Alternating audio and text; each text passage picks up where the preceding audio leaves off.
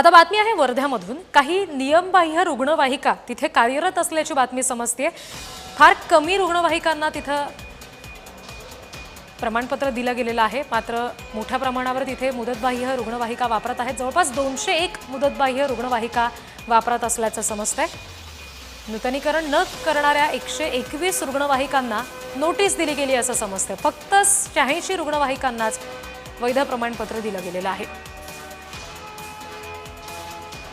रुग्णवाहिकेतून वाहून नेणारा जो कोणी पेशंट असेल, जर त्याच्या आरोग्यासाठी आपण एक धावपळ या रुग्णवाहिकेतनं करत असतो।